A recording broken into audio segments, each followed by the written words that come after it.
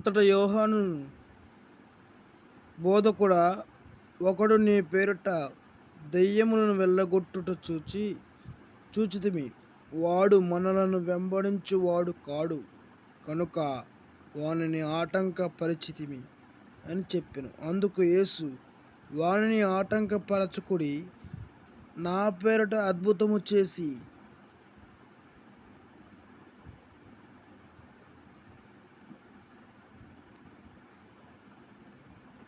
నన్ను చులకనగా నిందించుగల వాడెవడును లేడు. మనకు విరోధి కానివాడు మన పక్షంగా ఉన్నవాడే.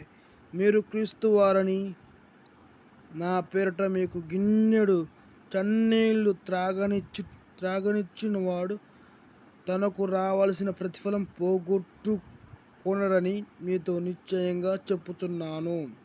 నాయందు విశ్వాసముంచు ఈ చిన్నవారిలో ఒకడిని అభ్యంతరపరచువాడెవడో వాడు మెడకు పెద్ద తిరగటిరాయి కట్టబడి సముద్రంలో పడవేయబడుట వానికి మేలు.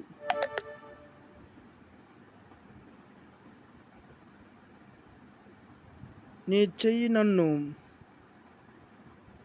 చెయ్యి నిన్ను అభ్యంతరపరిచినెడల దానిని నరికివేయుము. నీవు 2 చేతులు కలిగి నరకములో ఆరని అగ్నిలోనికి పోవుట కంటే అంగహీనుడవై జీవములో ప్రవేశించుట మేలు. నీ పాదము నిన్ను అభ్యంతరపరిచినెడల దానిని నరికివేయుము. 2 పాదములు కలిగి నరకములో పడుట కంటే కుంటివాడవై నిత్య జీవములో ప్రవేశించుట మేలు. నీ కన్ను నిన్ను అభ్యంతరపరిచినెడల దాని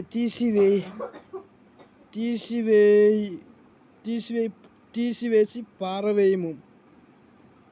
2 కన్నులు కలిగి నరకములో పడవేయబడుట కంటే 1 కన్ను కలిగి కలవాడవై దేవుని రాజ్యములో ప్రవేశించుట మేలు. నరకమున వారి పురుగు చావదు, అగ్ని ఆరదు. ప్రతివానికి ఉప్పు సారము అగ్ని వలన కలుగును.